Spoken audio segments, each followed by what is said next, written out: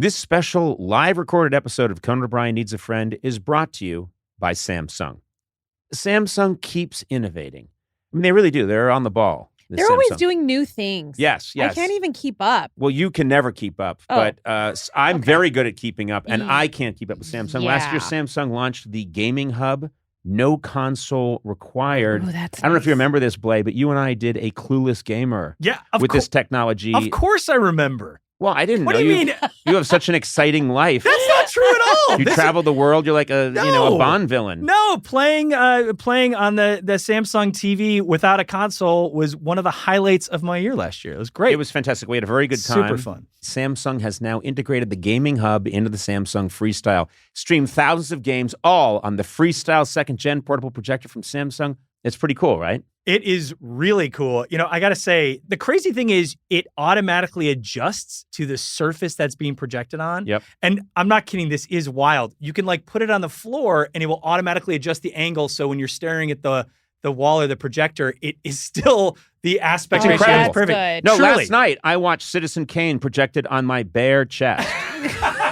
And guess what? It's a better movie that way. Wait, you projected it and you looked in the mirror and you Uh-huh. watched Yeah. it that Yes, way? and I was So using white. X-ray specs. It was Oh. so weird. Yeah, I same. saw such Very a white different. skin. It's a totally different movie that way. Okay. Ends happily. Yeah, but it adjusts to up to 100 inches. Yeah.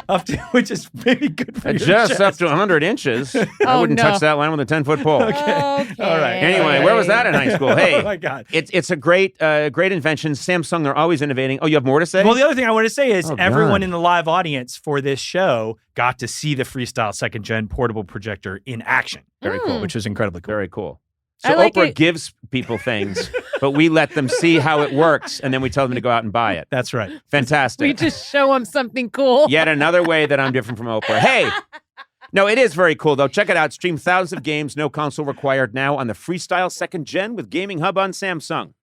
Streaming games on Samsung Gaming Hub requires a high-speed internet connection, additional gaming service subscription, and compatible controller required.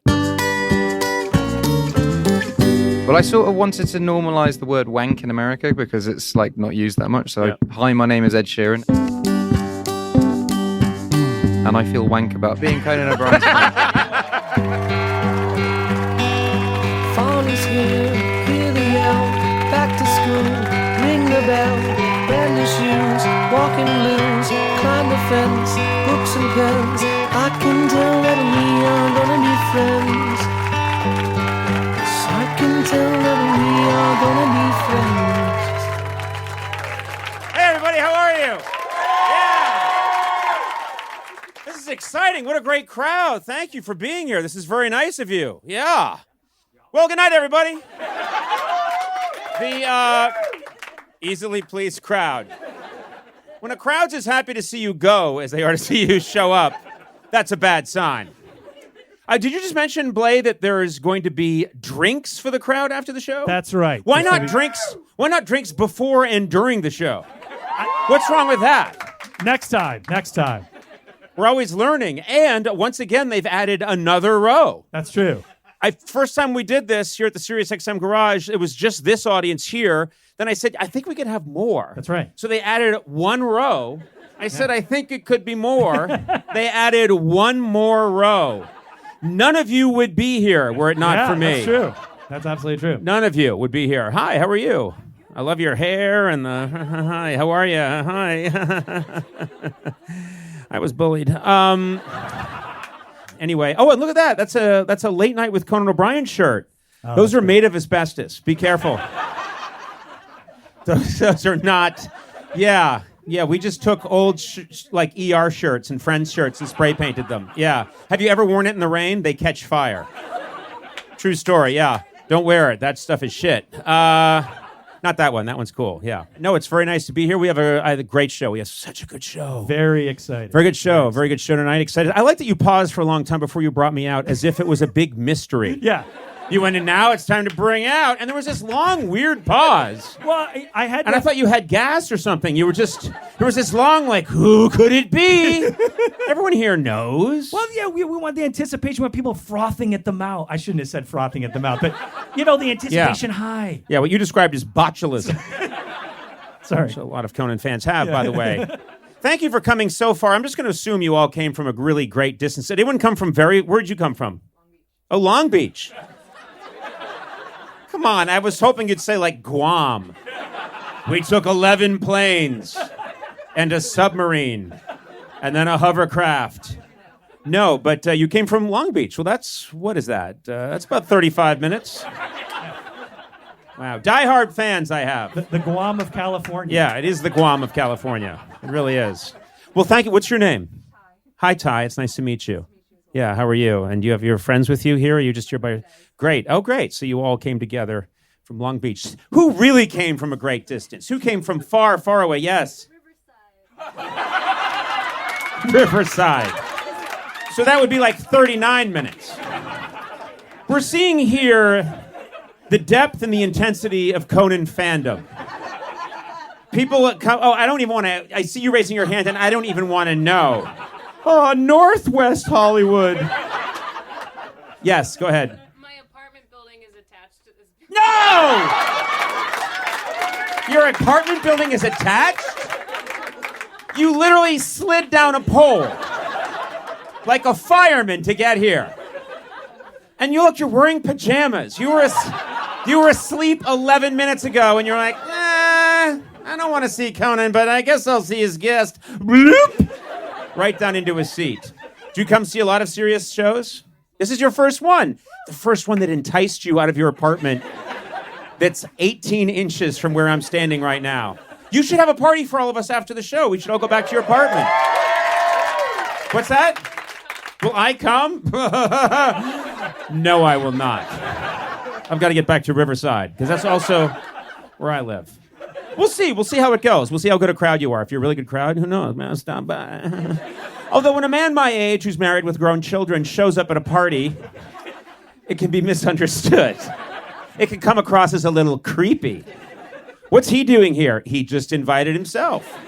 You know, I've talked for a long time, and really I should invite out the true stars of the show. I'm just kidding. But I do love them, and together I think we make quite a team. I'm going to bring him out right now. Sonam Obsession and Mr. Matt Gorley. Let's get him out here. Yay! Yay! Hey, see? I'm going to now, this is something that's very difficult to do in my business, switch from this mic to that mic. It's a very difficult procedure, but when you're dealing with a professional, it can be quite easily done. I was warming up the crowd, and it turns out there might be a party happening after the show. All right. Inches from where we're sitting right now, Sona and Matt. Okay. Yeah, and Sona likes to party. I do. I do. You know what? Earlier, I was in the bathroom with a bunch of these guys, and I leaned up on the sink, and it was wet, and my butt is completely wet right now. And so when I came in... Wait a minute. That's the seat where our guest is going to sit. Yes, our guest is going to sit in what a crappy show we have. It's okay. It's SpongeBob SquarePants. Okay, good. Yeah. Our first guest, SpongeBob, will immediately take care of the problem. Yeah. With his spongy ass. Why were you hanging out in the bathroom with the crowd beforehand? What kind of show business is this? I don't know. She was in the bathroom of that lady's apartment. Yeah. Oh, I see. I went to her house. Was everyone in this crowd hanging out in that woman's... Ma'am, miss? What is ma'am? I call her ma'am. Like I'm in a 1930s Oklahoma vaudeville sketch. What is your name, young lady? Emily. All right. Emily's having a party in her apartment above the SiriusXM afterwards. And Sona, you'll probably go. You'll go to anything.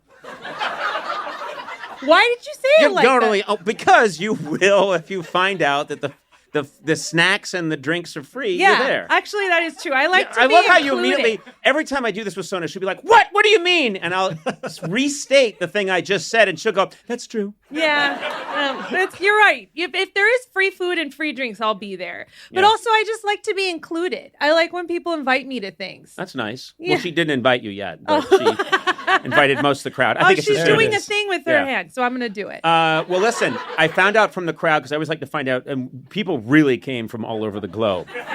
And when I say globe, if it was a globe that was shrunk down to the size of roughly a 15-mile radius of Los Angeles. Yeah. A globe that size. But we have people from Riverside here.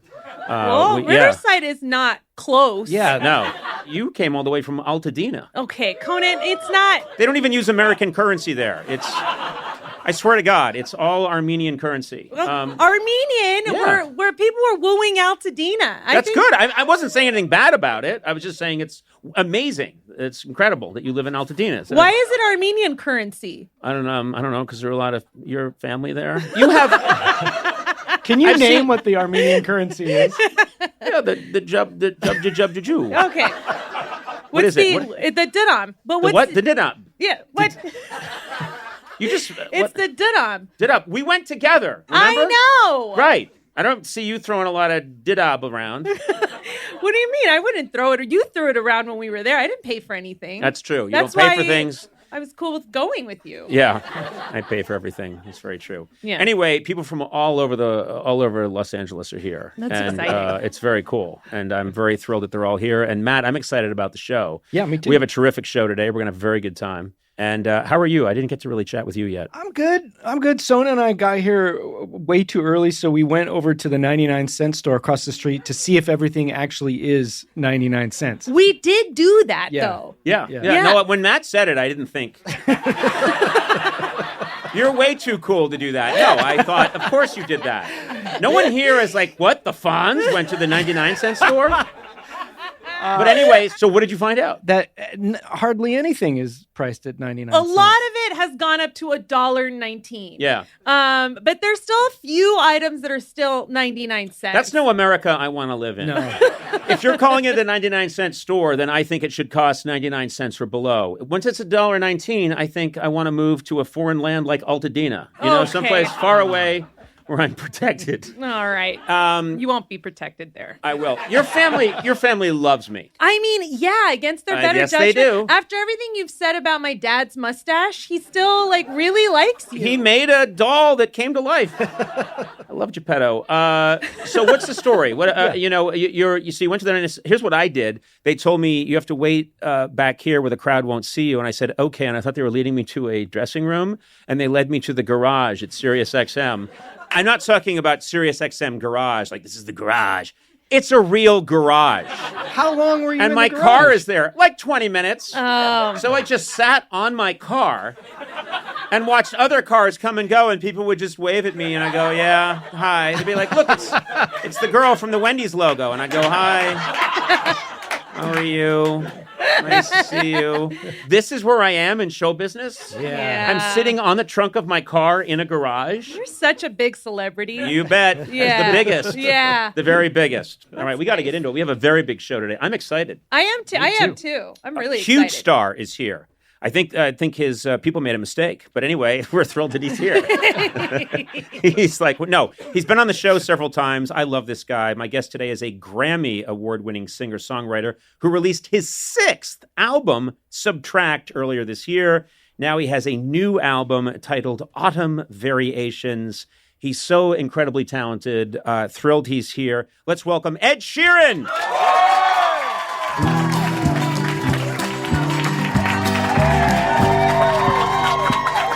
Sorry, the seat's wet. We'll tell you about that later. It's a shitty show you're on right now. I will say, good. I was thinking about this.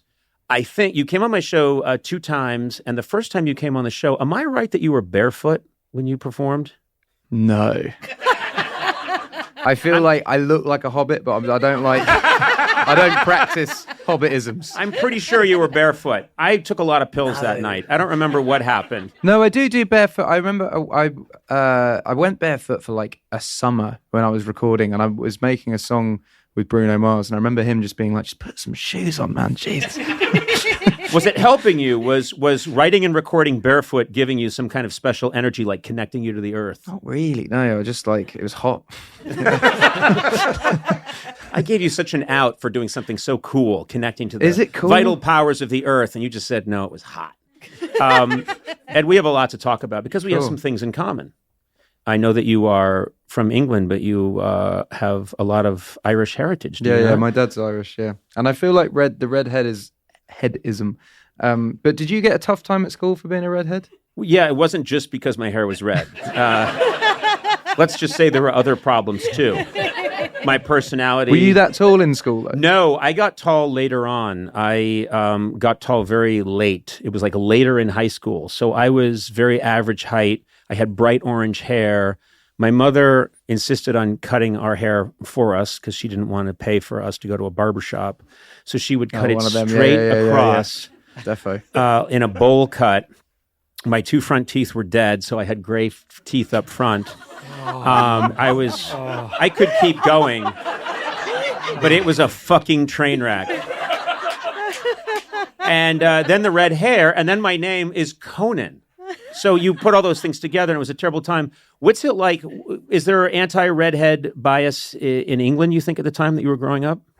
Yeah, I think it's just school, because actually as soon as I got out of school, like no one cared. It wasn't like, I mean, it gets referred to whenever there's a review of my album, or there's like, it's always flame hair or like redhead or like whatever. But I guess that's just a way of describing someone. But yeah, it's Well, so anything that makes you different, I think later becomes an advantage. Oh, 100%. But when you're a kid, I just wanted to look like everybody else. I did not want to look different when I was a kid. I did not want to in any way stand out.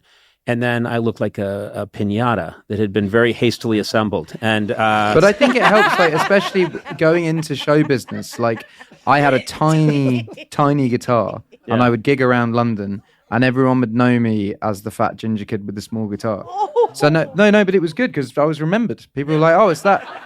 It wasn't like, "Oh, that tall, good-looking bloke with the big guitar." It was always like the fat ginger kid with the guitar, and people knew who I was. Did you play a tiny guitar on purpose, or it was more like I'd won a battle of the bands when I was 17, and they gave me a voucher to a music store. And I remember going in the music store and seeing this small guitar and being like, "That would be perfect for like traveling," because I took trains and tubes everywhere. So I was like, that would be perfect just to have on my backpack, and I'll have all my CDs and pedals and everything in the bag rather than like lugging around the big guitar. So it actually was more out of ease, and then it became my thing, and now that's what I use on stage. So it's why people think you're 65 feet tall. Yeah. It's just all they're using, their frame of reference is completely off. I went to go and watch Barbie with some friends, and there were these guys in the queue in front of me, and they looked round and they went, "Is that Ed Sheeran?"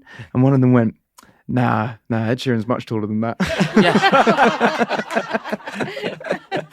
I have had many people, and this is not a joke, just because you said that, I've had many people say to me, "You look like Conan O'Brien if he were tall." Right. Because I'm sort of on a 6'4" spectrum, and people that just knew me for almost 30 years on television think of me as a very just compact person that can fit in their television. And when this big monster is looming in front of them, you know, one of those balloons that's in front of a car dealership, they don't know. They just think, well, he can't be him. So I know I'm here for you to interview me, but I got to ask about you writing Simpsons and being staff on that. Like, cool. Sure, go ahead. I just think, did you write full episodes? Yeah. And just hand them in and go, No. like, that's my... Well, what happens is, and this should be the whole interview, I think. Ed Sheeran talks to Conan O'Brien about The Simpsons, and I'm in heaven right now. That's what I want to know. Yeah. Okay, I'll tell you all about it. It is funny because it is one of the... Now that there's an internet and the clips clips circulate, when I travel around the world, or if I've traveled around the UK, they can know me from comedy clips from my show. But before that, when I would go to the UK, they would not know who I was because a lot of American talk shows weren't shown there.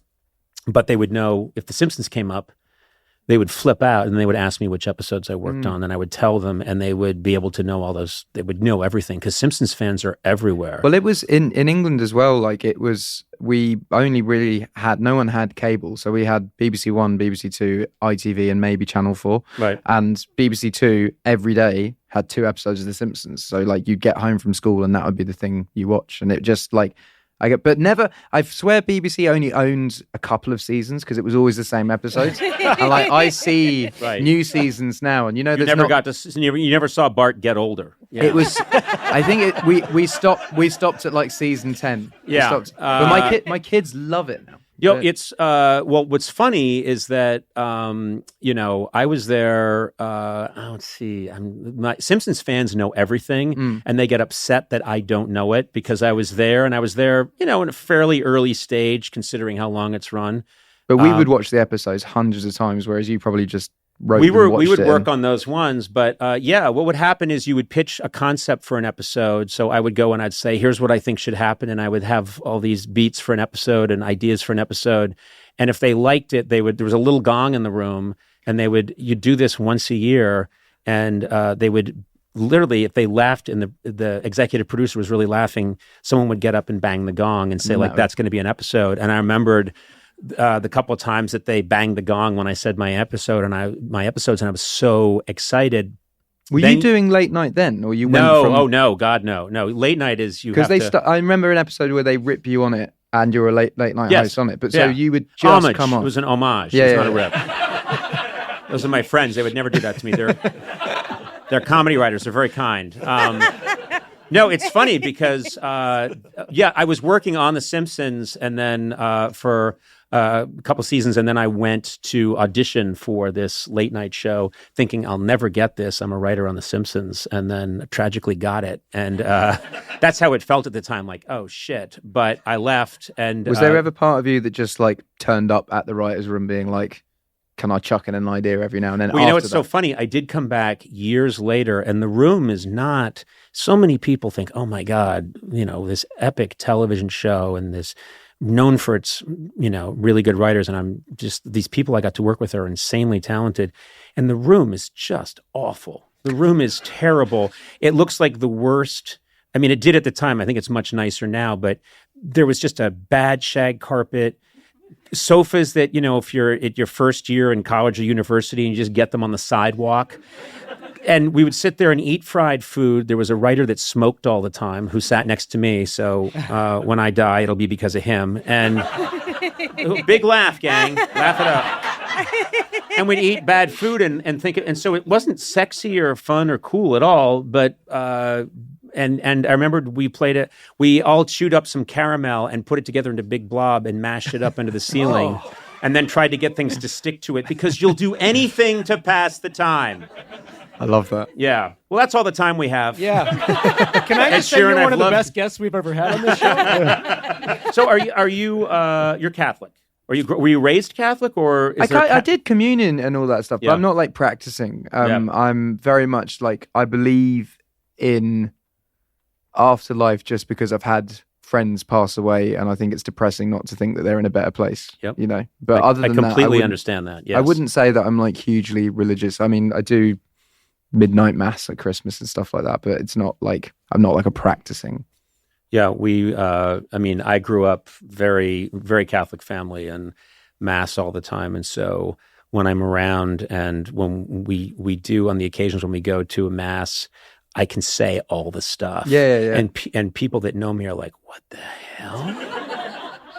And it's like, well, it's in my bone marrow. I have one of my best friends is a Catholic. He's a godfather of one of my kids, and when he talks about his ex-girlfriends, he always goes like that. So this is I'm not even joking about this, but when my mother, as she got a little older, she had trouble turning her neck. So you had to back straight out of our driveway in Brookline, Massachusetts, right on the Boston line. So my mother would just throw the car into reverse, cross herself, and go. What? Yeah. And then later they'd be like peeling kids off the back of her car.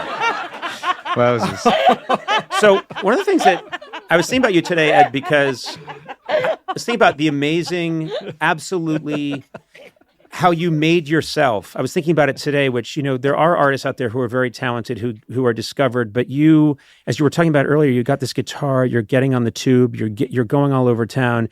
You really were getting yourself known on YouTube. And when you got your first hit, it wasn't this, you weren't this produced act that had gone through the machine, which I think is fascinating. Well, I didn't make it on my looks.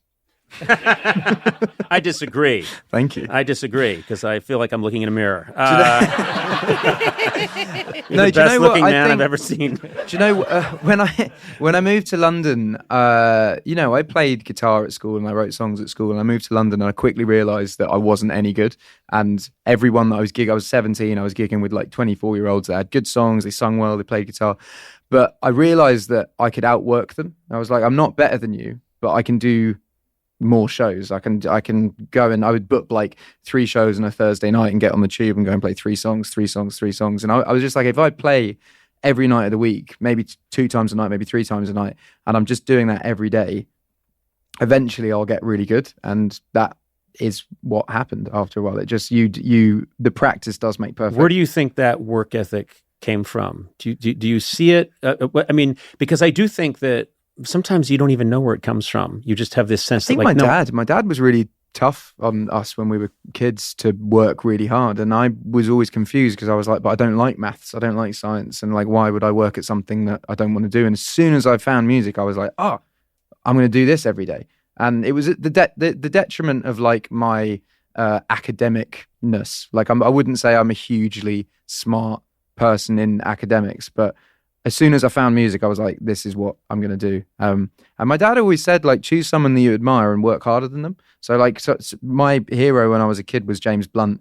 And when I signed to Atlantic Records, he was on Atlantic Records. And I said, in his peak year, get me his diary and we'll do double everything that he did. And that's exactly what we did. We just chose all the things and then doubled it. That's absolutely, I mean, and that, first of all, I was talking to you backstage, got past your security, and how did he get in here? But one of the things that really blew me away as you were talking to me about how still today you spend most of your time in studio. I mean, you're with your family, obviously, but then you're in the studio a lot. Yeah, I mean, day in, day out. I don't have hobbies. So my hobby is music. I do 2 gigs a weekend and I do 5 days in the studio every week. I do 10 a.m. to 5 p.m. every day. And then that means I can do morning routine with the kids, take them to nursery, go to studio, get them back from nursery, put them to bed. It's a nice routine to be in. Do you find that there's... sometimes people talk about this great inspiration. They sit down, and Elton John will say that sometimes these songs came to him and he sat down and he said the good ones came very quickly. Totally. Sometimes you have to write a lot of shit ones to get the good ones, though. Yes. I find that like my thing I always say, so I'm in every day in the studio, and if I get 1 song a month that's good, I'm so happy, because that's an album in a year. That's 12 songs in a year. So we would make, like today I've been in, we made 3 songs and like maybe one of them's good, but by the end of the week we'll have like maybe one that's good. But if I get 1 this month, I'm happy. There's an old saying that an old concept that when someone writes their great novel, it's their amazing novel, it means they have 9 ones in the drawer. Yeah, totally. And so usually their second novel isn't great because it was one of the ones in the drawer that they just handed to the publisher when they were then a big deal. That's what someone at my record label said to me when I put out my first record, and I was like, I think I could put out my second quite quickly. And he's like, don't use the offshoots of album 1. Go back in and make an album. And it was great advice. So I treat every album as if it's like my debut. Mm-hmm. You're going in to make the thing that you're going to give to the world first, and then you work it as if it's your debut as well. This album's a little bit different though, because this was not that. It's very much something that I was saying it to you in the dressing room. It sort of happened by accident. It was very much because you came out with an album quite recently. Yeah. And then you follow it up with this album, and I was listening to it today, and I really love it. And you said, it was sort of forming while the other album was forming, which kind of blew my mind. Yeah, so I had this idea. Well, I say I had this idea. My dad's full of great ideas, sometimes not so great, but his idea, he said to me, like, there's this composer called Elgar, and Elgar did this thing called Enigma Variations, which is 14 compositions about 14 of his friends, and he never told anyone who it was about, and it was an enigma. And he said, there's never been a modern version of it. Wouldn't it be cool if you did a Variations record? Yeah. So I was like, oh, that's fascinating, actually. And I was talking to Aaron, who I made the record with, and I was like, we should do this record, base it around the season, and it'll be variations of the season with my friends. And then whilst we were making the record, I had my best friend die. My wife got diagnosed with a tumor, and then I went into a court case, and I wrote loads of songs about that in the space of that month. And then, because all of those songs were finished quite quickly, that album was done, which became Subtract. But actually, we were in making Variations. So after all of that, we went back and finished it, and it was done. But like songs like if you know my album Subtract, like the opening 2 songs were meant to be on Autumn Variations. They were meant to be the first 2 of Autumn Variations, and it just came. The 2 sonics are very different. One's quite a sad album, and one's quite a sort of hopeful joyous fall album. And you think of Autumn Variations as being more hopeful? I think so. There's a lot more, like, Subtract is pretty much all just doom and gloom and depression and, being sad. Well, you were going through a lot of very intense stuff. There wasn't much happy moments. But yeah, it's about my friends. So it's my friends like falling in love in September, or like breaking up in September, or being depressed in September, or no one turning up to their birthday party because they're having a sober September. It's different. It's about. It's all about September. Well, no, because the thing is, like, kidding, yeah, I find it weird talking to Americans about. I mean, you call it fall, but like September's great everywhere, but England is shit in November. Like autumn in England is not fun. Whereas you guys, it's all fall and it's apple juice and everyone's having a great time. And it's very dark. Not here in Los Angeles. Los Angeles, it's just a different kind of you fire. You got 0 seasons. Yeah.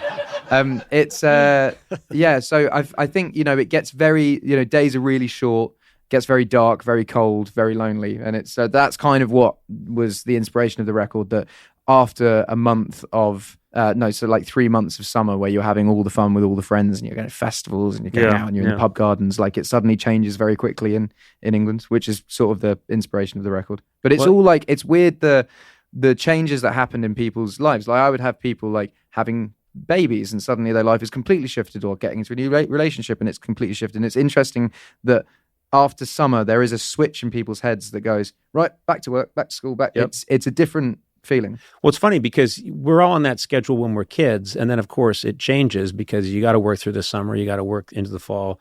But I still feel that way. I still feel like, well, time to get back at it, even though nothing really changed. It's the same in the 2 times that it happens in the year, September and January. Those are the 2 where you're like, right, okay. So I was listening to Autumn Variations today, and there was a song you wrote about England, and you talk about how how much you love England, but we get a bad reputation because of the weather. And what's so interesting to me is that, and you talk about how you actually like that weather, I think because of my genetic Boston, but also 100% Irish and everything. I love it when it's rainy and foggy, and everyone else is bitching. It's a weird one. I love it. I'm just so happy. I would choose the English coastline any time of the year over any other coastline in the world, even if it's like pissing it down with rain. And it's like, I love swimming in the English Sea as well. It's just cold. It's like aggressive. That's just stupid. No, come on. Really, the English Sea. I mean, it's got to be. Well, actually, no. You're in the Gulf Stream, so it's not freezing. No, it's cold. It's cold. Yeah. I try to give you an out there. I have a music. So my whole last record I made, but that song in England I wrote by the sea, and I made Subtract by the sea. So I was like, I'm going to shoot all the videos. And the director had this idea of like, you should be in the sea and the waves should just be like battering you down. And I was like, cool. And she was like, we could shoot it in Los Angeles, And I was like, no, I'll do it in England. And we shot it in December. And oh God, I definitely I lost a couple of inches for a couple of days. You know what I mean? I know exactly what you're talking about, Ed. At least yours came back. They're still looking for mine. That's amazing.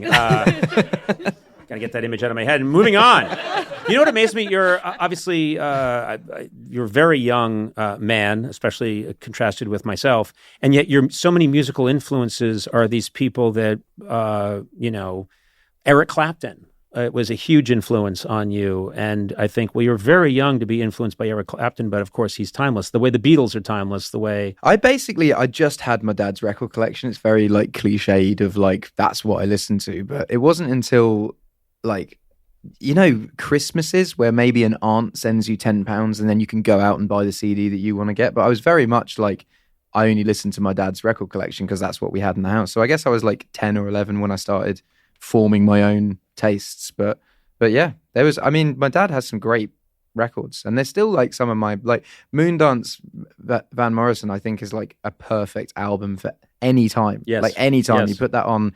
It could be the end of the night. It could be the start of the night. It could be dinner. It's a perfect album.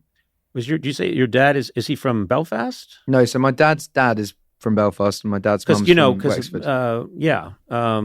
Van Morrison's from Northern Ireland, and so I just think you never know where some things are coming to you or why things appeal to you. He doorstepped me at my hotel. It was in 2014. I just made Thinking Out Loud, and it had become a hit. And I remember my gran had actually come to the gig, and we had a lot of whiskey afterwards, as you do. And I'd gone to bed at like 4 o'clock in the morning, and I remember getting this phone call at like 6. I was like really bleary-eyed, just like, what? And the person at the front desk is just like, Van Morrison's here. He wants to have breakfast with you. And I was like, oh, fuck, no, he's not. And like, I thought someone was taking the piss, so I hung up. And then they rung back, and they're like, no, he's actually downstairs. He wants to have breakfast with you. And I was like, oh, cool. Showered really quickly, went down, and yeah, just essentially had breakfast with him. It was really surreal because I was still drunk. It was like 7 o'clock in the morning. And I was just like, is this?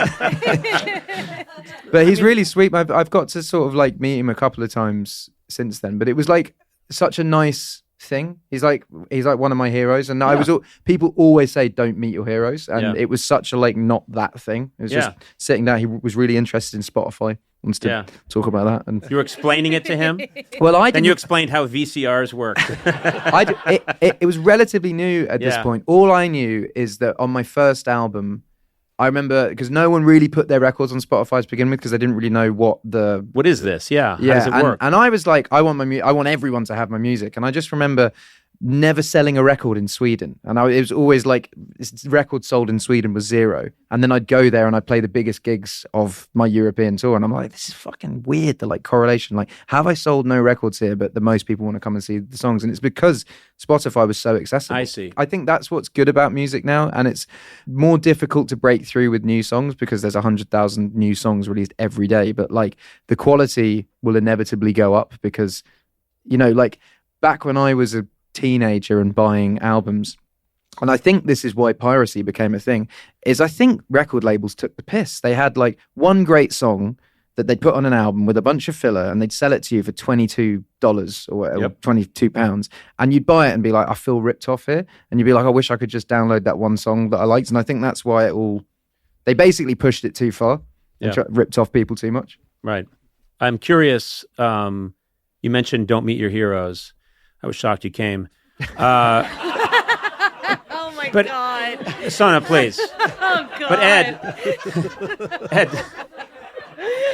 He is funny. Ed. He is funny. The point is, Ed, who are other people that you met that obviously, I mean, you have achieved this incredible success, this insane success. You get to meet whoever you want now. In the music world, were there people where you thought, I mean, have you checked off every box? You must have checked off every box by now. My rule was always, I'm never gonna seek out someone to meet them. I'm gonna wait until they want to meet me. I remember doing SNL. Not even doing SNL. I'd made my album with Rick Rubin, and Rick was also making Eminem's album at the time. And Rick was like, I want to do SNL with Eminem. You want to come down? And I was like, yeah, I'd love to. And then when I was there, Rick was like, do you want to meet him? And I was like, no. I want to, but I want him to be like, hey, I like your stuff. Yep. So I just waited, and 4 years later was then the time that he was like, oh, I like your stuff. We should do a song. And now we're actually friends. And I feel like that's like a I completely understand what you're talking about. I don't want the picture and the. No. And my constant assumption is, which I mean, I don't know. I think it's maybe the healthier way to approach it. But my constant assumption is, oh, they don't want to meet me. Precisely. And I definitely don't want to ever have that feeling of, well, here's a nice little treat for them. Hello, and they're not that happy to see me. I would die. But I think that's sometimes why it's don't meet your heroes, because people are premature with it. The guy that made me start songwriting was Damien Rice, and he is like a bit reclusive, and like, you know, at my peak, I had met his sister and stuff, and I was like, do you think he'd ever like want to hang or anything? And she's just like, I don't know. I guess you'll see him at some point. And, you know, I guess I met him when I was 12. And then when I played in Iceland in Reykjavik, and it just so happened he was there. And that's the time we hung out, and we spent a good 48 hours together. We like went on a hike, we got on a hot pool, and it was like one of those things of like, this is why I waited. This is like, it was a really nice interaction. Yeah, you waited till it was organic, and it was totally. a real moment rather than people pushing Forced, you towards people. Yeah, forced. Yeah, but no, I'd say I've met all. Apart from, I haven't met Dylan. That's the only one that I would love to meet. But again, like, if you meet Bob Dylan prematurely, like, I've told this story, and I met him in the worst way. but I think it bears repeating, which is Naked in the sauna. Naked in the sauna. I was with my friend right after a good swim in the North Sea. No,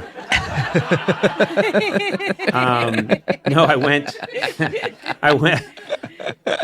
to see Dylan play, and of course, I'm with my good friend Jimmy Vivino, who's an amazing guitar player and my band leader for a long time. And he, of course, the next thing I knew, we were backstage, and I've been doing the show for a bunch of years at that point, and suddenly I find myself in this room, and I wasn't prepared, and there was just this sort of people moved around, and then I was just kind of pushed forward, and I'm standing. Bob Dylan's right where you are, and I'm right where I am, and it's that phase where he has the tiny little drawn-on mustache and like the gunslinger flat hat, and he's looking at me, and he's got that little mustache, and he went, "Hey, I know you from the TV."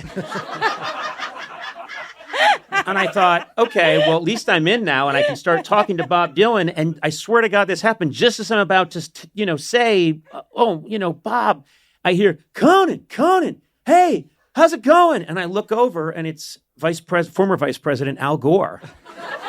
And he's like, come here, let's talk about the environment. And yeah, Al Gore is cool and everything, that's fine. But Bob Dylan? And then I turned around and Bob Dylan was like, gotta go, and ran away.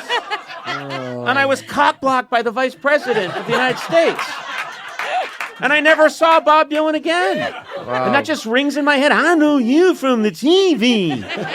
and then that's it. I think that's it. That's it. That's all I'm going to get. I had it with, I was at the GQ Awards, and Tarantino was there. Mm-hmm. And my manager's wife was like, you got to say hi. And I was like, no, honestly, I don't want to meet him unless he wants to meet. She's like, you have to. I was like, no, I really don't. And then the more and more we drunk, later on in the night, she just goes up to him and she's just like, Ed really wants to meet you. And I'm like, oh no. And same thing, just like, hey man, yeah, great, like your films, thanks. Yeah.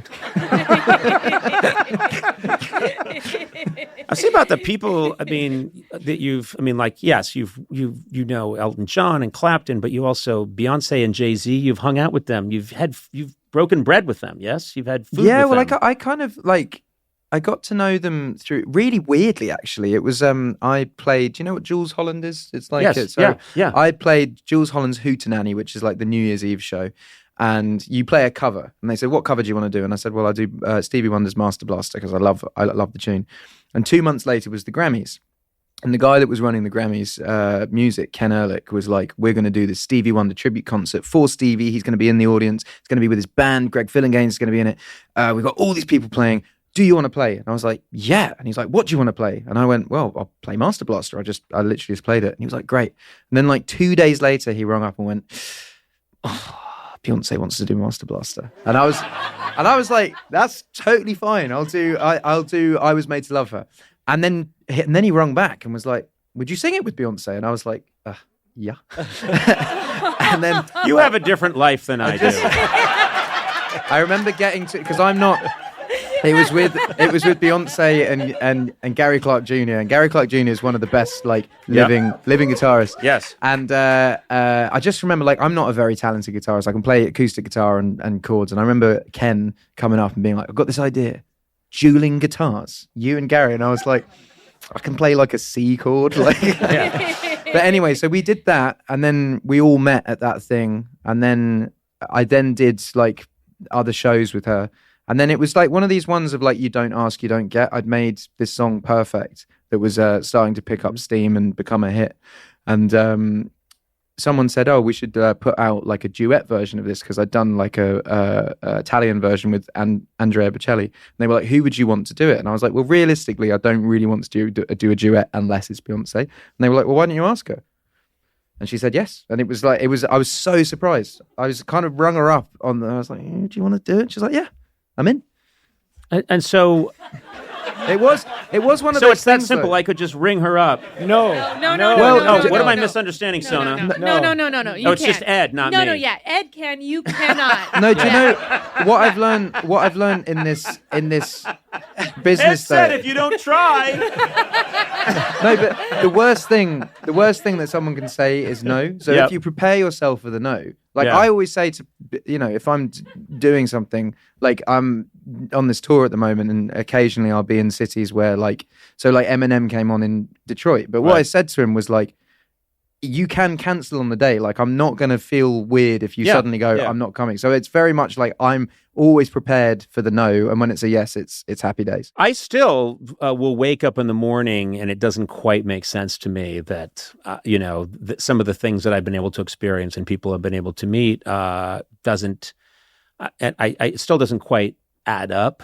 But do you prefer this to the late night show? Because obviously late night you get 5 minutes with a guest. I loved doing the late night show. I absolutely loved it. But in terms of deep dives on interviews, I did it for almost 30 years, and I got to the point where I thought I really want to try to flex these different muscles. And we started doing the podcast 3 years before we wrapped up the late night show.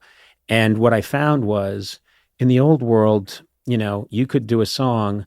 Maybe you can do a song and then we can have a quick chat, but there was no way we could do this. And this is really meaningful to me because I always get so stressed out in the late night shows because I'm like, I have to have a good story, because if I don't have a good story, then my 3 minutes is wasted. So you're kind of there and you're doing like a run of 20 late night shows in all these different countries. Right. And you're like, well, I can't use the same. I find it very like, I much prefer this. Well, because this to me is, all those years. And again, I loved doing it and I think it's an amazing format and I enjoyed it. But this to me is a much more human scale. So I can, that old way of people coming out and being under that pressure. And it's like, hey, Ed, how you doing? How am I doing? Well, the other day I walked down the street and I had a ham sandwich. Catch up! And do you know what I mean, though? And it's just like, well, first of all, that's not how anybody talks. And it's also annoying, And so but this, and also the fact that you flip it around and you can ask me a question, ask anybody a question. But I find that so much more interesting as well, because also the people that listen to your podcast are probably more interested in you than they are any other guest. Because I don't know. I bet there's so many deep dive stories that like he hasn't even come out with. Who's Gorley's done the research. Who's the weirdest person you've got high with? Well, okay, that's a little bit of a trick question because that's not really my thing. I mean, I'm very You've definitely square. done it in your life. I know you've definitely hung out with Willie Nelson and gone, God, I have to. Well, does high include beverages? Yeah. Okay. No, but if we're going beverages, like dribbly drunk. Oh, dribbly drunk. Dribbly drunk. Yeah. Not just like. Well, then I'm with historical figures who are long dead. I mean, they don't even. In my mind, it's just like, oh, Lincoln, you're the best. Churchill. I mean, it doesn't even matter at that point. I'm just talking to everybody who ever lived. Oh, Lincoln, I didn't want to meet you until you said you wanted to meet me.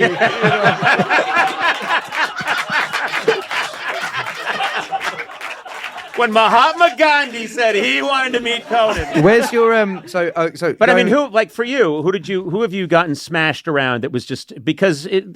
Wow, yeah. I mean, that's kind of. I would say that's kind of my thing. Like, I love taking out random people. Oh, do we have a party for you after the show? It's about 9 inches from here. I've had, a fun one actually. I was in Melbourne recently, and I was with my wife and my mother-in-law, and Snoop Dogg was playing. Oh and my God! I was like, we gotta go. Like, when that, I guess he plays in England, but it's never like when I have a night off or whatever. So we went. I remember him meeting my mother-in-law and being like, "What's up, Queen?" And I was like, yes. That's the best. But I went with I've sort of got quite close friends with Russell Crowe over the years, and he's really close with Snoop Dogg. They have sort of like smoke-offs and stuff. I love these connections that you'd never imagine. They're like really. Oh, Dame Judi Dench and Snoop Dogg. They're really cool, but so I was and I don't really smoke at all, and I was in the dressing room. And they're just, blunt for blunt for blunt for blunt. And I'm like, I guess at some point during the night, I have to, just to be like, I smoke with Snoop Dogg. And so I kind of was having this conversation with him. And I was like, this is good, like a good memory. Like I have a conversation, I'm drinking my wine and blah, blah, blah. And he's like, do you want some? And I was like, okay, now's the time. I'm like, I've had a good amount of conversation, so I have a bit, and I'm like, I don't feel too bad. Like, this is good. And then I have a bit more. Then I have a bit more. Then I have a bit more. Oh my God. I just remember looking at him being like, I can't see right now. I've got I know I have eyes. They were like wide open. I was like, So this is a true story. Snoop Dogg did our show, and he has his entourage. This is the late night show, and this is back in the 90s or 2000s, and we're at, NBC, and it's a relatively small studio. He comes with a big entourage, and they have one of the dressing rooms that adjoin the studio, and they all go into that dressing room and shut the door. And what I don't know is they're all, they're smoking so much pot so intensely in this room, and it's getting filtered in through. I'm not kidding. Studio 6A, this is a real thing. So I go out. Hey, everybody. Yeah, well, anyway, President Clinton today. And the crowd was laughing at the setups to the joke. So I'd be saying like, well, there was a bad earthquake in Alaska today. Jesus Christ. And the crowd was getting like high. And then you could smell it, and we were like, "This is elite. This is wrong on so many levels." It was Bring Your Infant Day. It was just so screwed up, but it was. What are you going to do when everyone understands? Oh, that's Snoop Dogg. So it's yeah. I feel like I'd be disappointed if he wasn't high. Like, I guess he'll never disappoint you. There's an artist.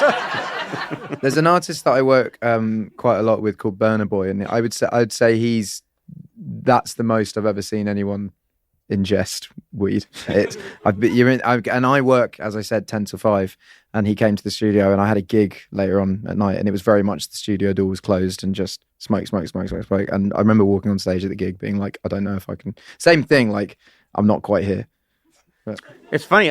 Sona, you can attest, like, I never smoked. Just like, that's not my thing. No. It's not my thing. No. And I think it never took with me. No, but it wasn't even a moral stance. Your sense of humor is perfect for someone who's high. Right. It's like it's written by someone who's high all the time. Yeah. That's why people are shocked that he doesn't do it, because I think of things as if I just assumed that, like, obviously, like, I didn't assume you did it, but I just assumed occasionally you might be like, oh, when in Rome, I'm here with. I've tried. Yeah, I have in situations when the situation is just right and I'm like, all right, I'll do that. And just, it doesn't really, I don't get stranger, or I'm already strange. So it just, they cancel each other out. Fair enough. I think, what's the last one of the, I think the last show we did, who was it that? Oh, Seth Rogen. Seth Rogen wanted me to smoke with him on the air. And he's another one I feel like you have to when you do. Yeah, it's like a national crime if you don't, Least favorite guest on the chat show. You got to be honest. You got to be honest. You got to be honest. Well, I can, because I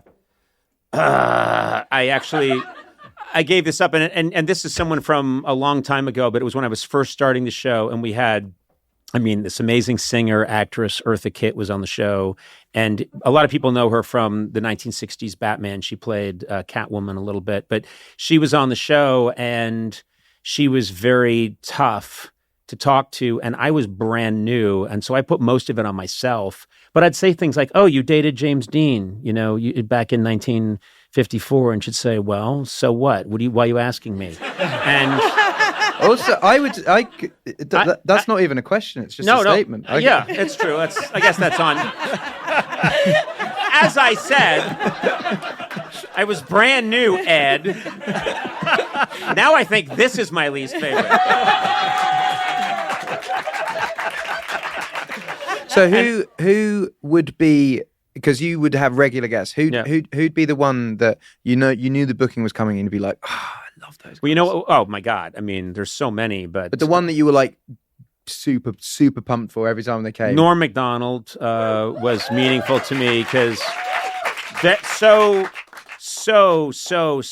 and Will Ferrell, people that would bring something to the table. Will Ferrell came out once, and he had prepared it, but he came out and he had a bird on his shoulder. And you know how Will can just commit to something with those eyes. And right up front, he said, "No questions about the bird." And so I commit to it's this giant white cockatoo. And we'd be talking for a little bit, and I'd be like, yeah, and the bird would start to move around on his shoulder and be easy, and I'd go, is there a problem there? And he'd be like, we're not talking about the bird. It was just fantastic. Great, but I mean, so I loved it when someone would bring something that would turn the whole thing upside down on its head, Have I answered enough of your questions? Hey, I have a new album coming out I'm really excited about. I'm sorry. It's called Autumn Variations. I don't know. I just I was very much looking forward to this today, and I'll have to tell you something. I have a brother, Neil, who's a couple of years older than me and doesn't follow new music, doesn't know who a lot of the music. I mean, I think his musical collection stopped at like 1967, and I was talking to him on a cell phone today, just upstairs, and I said, "Well, I got to go because I'm going to talk to Ed Sheeran." He's like, "Oh my God, Ed Sheeran! Oh my! That guy's huge." And then his attitude was kind of, "Why is he talking to you?" Thanks, man. I was like, "Fuck you." Ed, an absolute delight that you came by. And I do want to mention that you're going to do, which sounded amazing to me, a contest to let fans make potential videos. Is that something that's really going to happen? The bonus record of the album is going to be live from 14 fans' living rooms. So I door-stopped fans. I found out who all my top fans were. And I knock on their door, and I've got a mic on and a guitar, and they go, and I walk in their living room, and I play one song from the album, and it's recorded, and then that's going to be the bonus album. So that's the live album, live from fans' living rooms. And then I wanted to get basically, I have fans all over the world that are super talented and creative in places like Bulgaria or like anywhere. Yeah. And I wanted to just basically be like, the people that make my music videos are usually connected in some way to Hollywood or like the British film scene. And I was like, I want to actually spread the net and let anyone be creative. So it's basically that they've been submitting ideas. This is great. And then I choose 14 ideas in 14 countries and then fund them basically. So I'm excited to. I've kind of got to manage my expectations on this record though, because there's not a single that goes to radio or like a big major label push, but it's basically it's an album that I made. That it is what it is, and I've just I listened to it today. It's really beautiful. I loved it, and like I say, this will lead you to the next thing. So you don't know. I don't worry about you. I don't think anyone in this room worries about you. Okay. I'm so happy that you're on this planet, and you're such a delightful, funny, and really inquisitive person. You're the only first person I've talked to in a while that gave a shit about me. So. Hey, Ed Sheeran, thank you so much for being here. You're welcome in our world anytime. Thank you. And continued massive success. Nice one, man. Thank you very much. Ed Sheeran, everybody.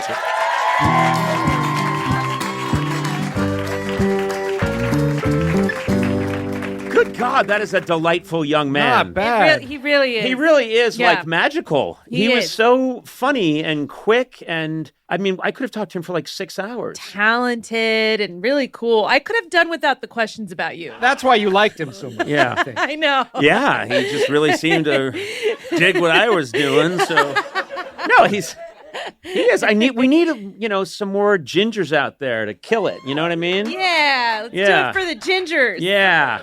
We got one now killing it. He was just, really, I'm thinking he's just like so great and so natural. Yes. I do have to say, I know this is like a huge generalization, but over the years, whenever I talk to people from the UK, they just have this conversational gift, They just are natural, like, hey, let's shoot the shit. Let's talk. Which I really like. I think it's nice too. I don't know. It must be something about there.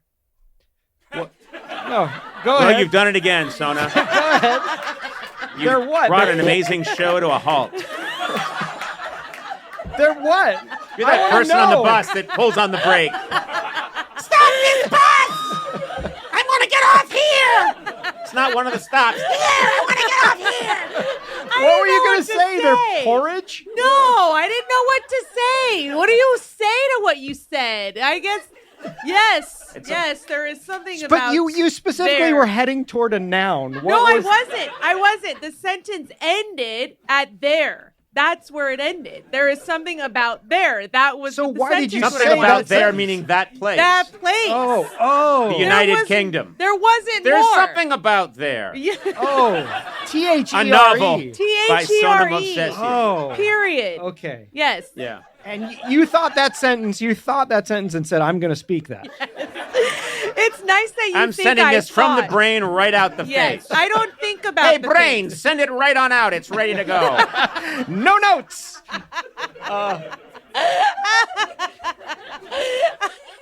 I didn't think about it. Most of what I say, I'm saying. You know what? That is thinking as I say. That is your magic. It is your Oh, magic. thank you. You are, yeah. You know that. I love you. I love you. You say these things, and I just think, what the hell? What the hell's happening? All right. You're welcome. Well, we have to pay some bills, and actually, I believe we're going to bring Blay back out here, right? Oh. I'm already out here. I think I'm. Oh, yeah. yes. Okay, good. Have you been there This the is whole called time? This is called a live ad read. Yeah. Are you ready? Is everyone ready? There we go. These guys are ready to go. I love it. This is an insanely love good it. crowd. Yeah, I know. Advertising! It's that extra You know what? row. I feel very good about what I'm about to say. I really do. And I'm going to say this. Now, I feel very good about there. This special live episode of Conan O'Brien Needs a Friend is brought to you by Samsung and the Freestyle 2nd Gen portable projector. Yes. Now, I'm going to tell you a true story. I was backstage in the garage cooling my heels when I thought I heard Jeff Goldblum's voice. And I was like, am I imagining that I'm hearing Jeff Goldblum's voice? And then I found out that they're playing this teaser reel Yes. of like previous podcast moments, and they're playing it on this projector. And I was asking, like, what is this projector? And it looked really cool. Blay, tell us about this. Yeah, it's fantastic. It's tiny. It's right there. It's tiny. And we thought it'd be really cool to show, we've never done this before, to show a montage of some of our favorite podcast moments to this crowd on the Freestyle 2nd Gen. And I think they loved it, right, guys? Yeah. So you put this is my understanding. You put this anywhere, right? And it will, and it automatically, it knows how to fill the space and make the focus just perfect, and you can be outside, you can be in the woods, you can be on top of a dirigible, anywhere you want to be. The dirigible thing is not true. Do not buy a dirigible. And she's crisp. Yeah, what's that? She's crisp. The projector, it's crisp. I didn't know there was a gender assignment. She's a crisp picture. She crisp. The Freestyle 2nd Gen portable projector is a she. Okay. Well, it sounds very cool to me. It says right here, and if I'm reading this correctly, that this new Freestyle has the gaming hub built in. Wow. And you can stream thousands of games. No console required. Yeah. You take it on the go. Blay, have you tried doing this? I have. I've been playing Starfield. Do you guys know Starfield? I've been playing Starfield through the Freestyle 2nd Gen, and it's on my wall, which is 100 inches, and it's so big, I have to physically look around for bad guys. It's amazing. Yeah, if you think 100 inches is big, I got news for you, buddy boy. What? Why? No. Why do I set him No. up? Why do I do this? Oh. No. That was a test to see if you were a classy crowd or not. No. And you are not. You're a disappointing group. Awful. That's a crass joke. That was a bad terrible joke, which That I was- said on purpose. Okay. Being the pro I am. Anyway, so you've played Starfield, huh? On the old Freestyle 2nd Gen. That's right. You ever infiltrate the Crimson Fleet while you were at it? Yes, I Yeah. do. I'm doing that right now, Yeah, actually. exactly. Well, anyway. How do you know that? I know things, and it's written here. Anyway, I don't I'm have also it. thrilled to announce we're going to do a Clueless Gamer later this year. Yeah, people love those Clueless Gamers. I can't tell you, wherever I travel in the world, people come up to me, for some reason, especially in Nordic countries, and they're like, Clueless Gamer, more of that. Anyway, I am Gorgi. We're going to do a Clueless Gamer later this year, streaming Starfield through Xbox Game Pass, all thanks to Samsung. So this is a fine partnership. I'm glad that we're working with those guys. Very, very exciting. Yeah, That's very right. cool. So check out the Samsung Freestyle 2nd Gen today, and stay tuned for a new Clueless Gamer later this year.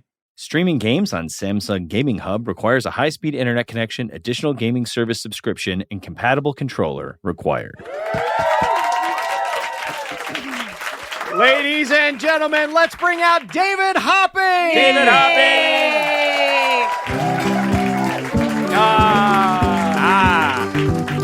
Hello there, Willoughby. I was standing there and I was like, he's going to do it. Okay, quick backstory. We were driving here, okay? I was driving, you were giving me directions, and then you said, take a left on Willoughby. And I thought Willoughby would be a funny name to start calling you. and then I started, for the rest of the day, I've been going, hey, Willoughby. And he's like, oh, what? It's just... And just because you brought up that street name, but I kind of like it. Oh, Willoughby. Yeah. Yes. I like it. It suits him. Well, anyway, Willoughby, what's up? You're going to take some audience questions. Only if I want to, and I do. Do you want to? Yes. Okay. Very much so. If anyone has a question for Conan, raise your hand. Yeah. What is your name? My name's Haley. Haley, how are you? I'm good. How are you guys? I'm good. This is so surreal seeing you guys live. You guys are just as funny as in person as you are on audio tape. So this has been so cool. Well, audio, you talk like me. Yeah, I don't know why I said that. Here's a new audio tape for the young ones. Send it out via post immediately. Oh my gosh. Well, my question for all of you guys is: so Norm Macdonald is easily one of my favorite comedians of all time. He's phenomenal. So do you guys have any favorite like bits, moments, or memories that he's ever done? Like I know he's known for so many of his viral clips, but just I know you knew him on a personal level. So just anything that you remember. One of the things that I remember that Norm did, I don't think many people know about, but I think you can find it if you look. It was so random. Norm would just do these random things. And so Sully Sullenberger, the pilot, famously, his plane's taking off in New York. One of the engines goes out because I think there's a bird strike or something goes wrong, and he lands it on the Hudson River, and everyone gets off safely. And he's got this mustache, and he's cool, and he saved everybody, and everybody got Sully Sullenberger fever. And then, not for a long time, but anyway. But then I think Tom Hanks made a movie. Yeah. And then Norm came on, and he had this idea that he wanted to make, it's too bad I produced a Sully Sullenberger movie before he safely landed the plane. and I'm like, what? This was his idea, and he made this. So he came on, and he had shot it.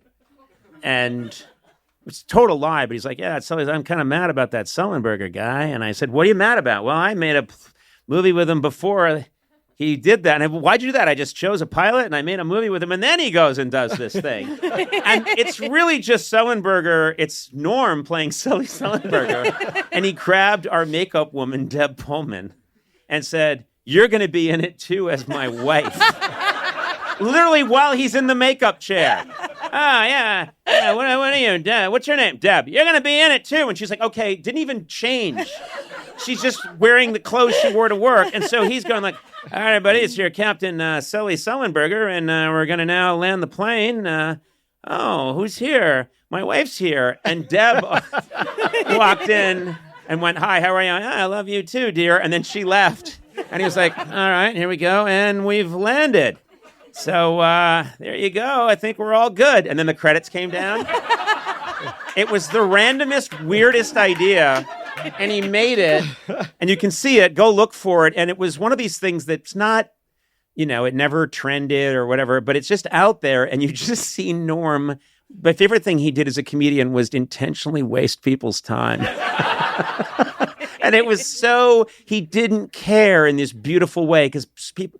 it was just glorious. And I look at it now and I just see him doing this bit and think, wow, I mean, no one else would do that. No one else would make that up, grab the makeup woman, make her be his wife, not give a shit, and then leave. And it was really funny. So that was my favorite.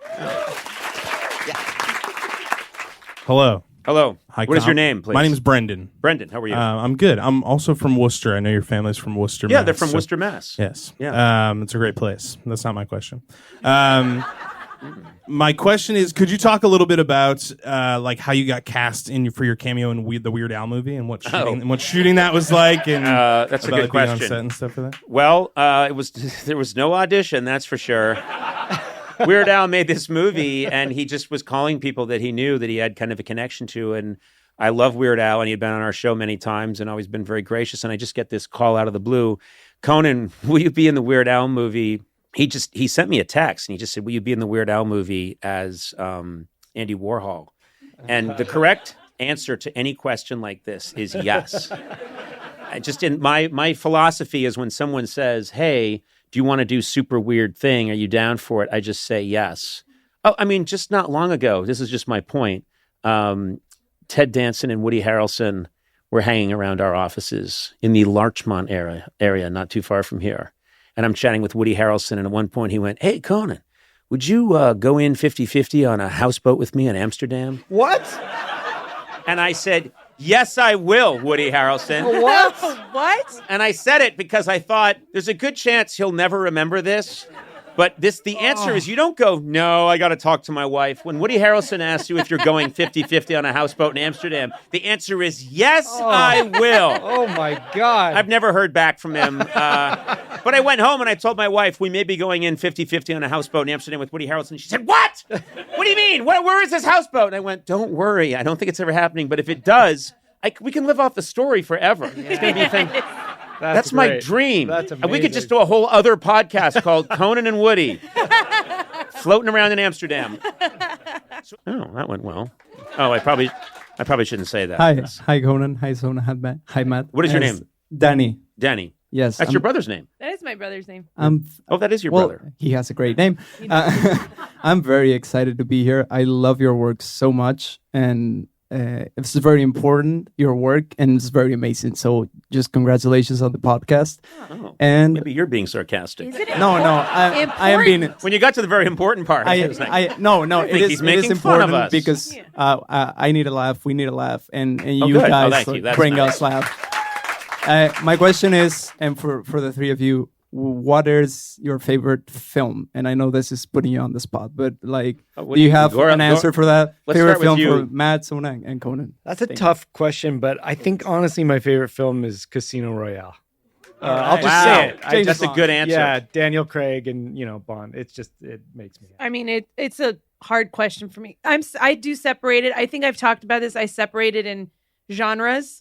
So, like my favorite comedy is Galaxy Quest. My favorite rom-com is Moonstruck. My favorite kind of dramedy, I guess, would be Adaptation. I don't know. What There's a about lot. famous? What's your favorite male stripper movie? Oh, that's a tough one. I would say Magic Mike.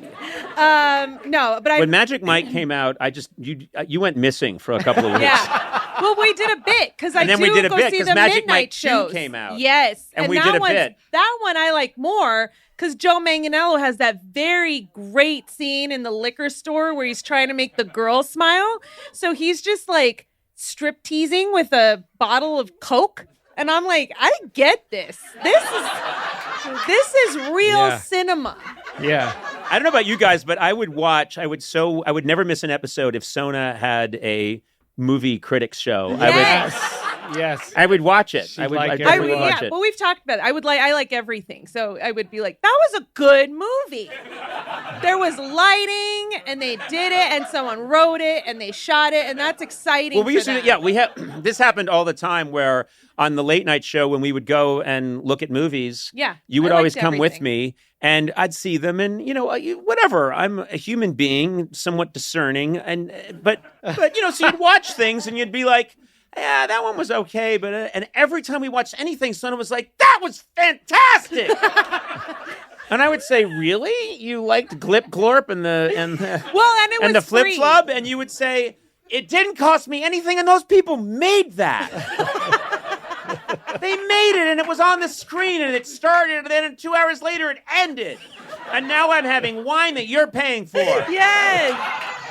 That does sound good. It does. It's nice. What about you, Yeah, Chief? I would say, sometimes I think of it as, and this sounds morbid, but like, what's your, like, you have like a day to live, and I think of it trying to think of it in a positive way. Like, it's the end of my life, and I get to have, but I just get to, like, here's what I think of what's the food I want. I want like a really good Pinot Noir. I want a really good pizza from Naples. and I think I want to watch The Godfather. And I know that that's a movie that a lot of people say, but and if I can get Godfather 1 and 2 and make it one movie, that's definitely my answer. It's your last day. I mean, it's my you're last going to day. lose some precious time if you do that. Please, this isn't for 4 years. Okay. But why are you laughing? Everyone's laughing. Everyone's laughing at your death. Well, let's go ahead and cue up The Godfather. You gotta laugh. Thank you. All right, Thank I you think so we much. got time for one more. Come on, Willoughby. Hi. Thank you. Hi, my name is Megan. Hey, Megan, how are you? Good. How are you? Good. But nervous. Don't be nervous. We're, as you can tell, we're just we're just hanging out. we're fools hanging out. Yeah. We're idiots. Well, yeah, kind of, yeah. My question's for whoever wants to answer. But when you were a kid and somebody would ask you what you wanted to be when you grew up, what would you say? Oh, podcast sidekick.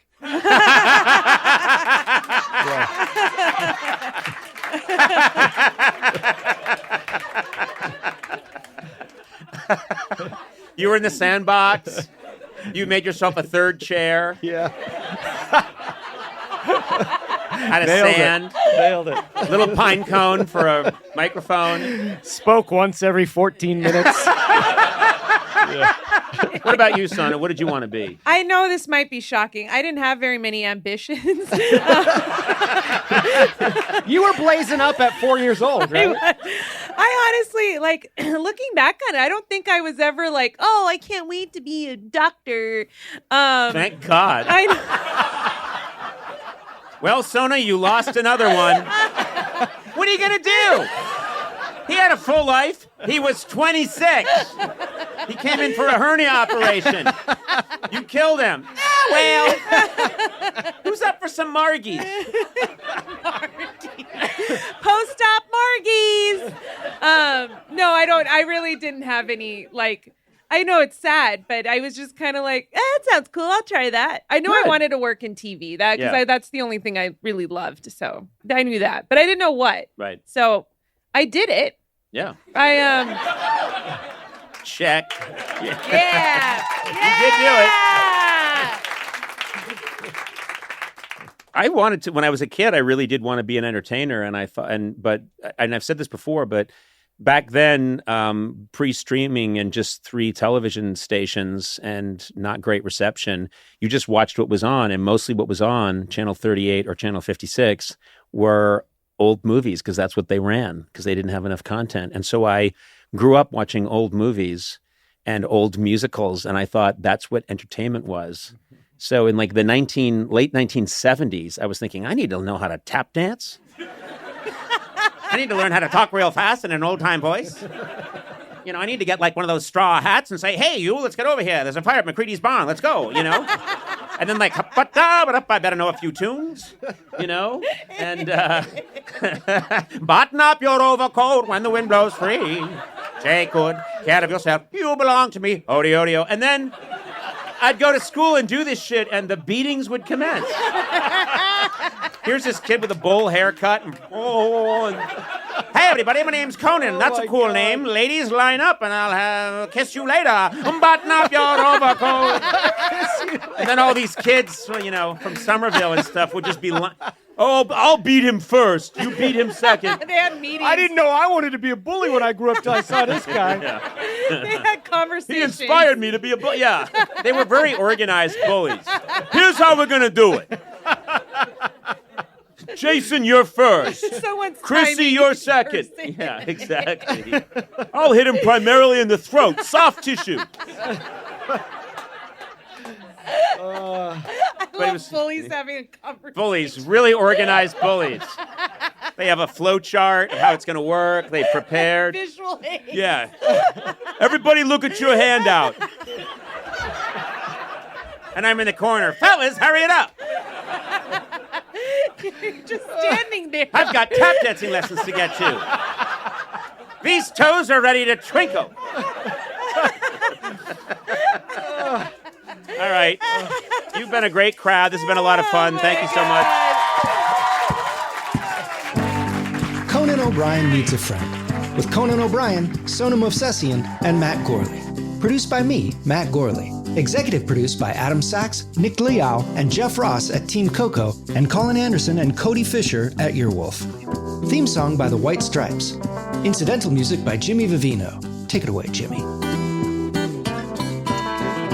Our supervising producer is Aaron Blair, and our associate talent producer is Jennifer Samples. Engineering by Eduardo Perez. Additional production support by Mars Melnick. Talent booking by Paula Davis, Gina Batista, and Britt Kahn.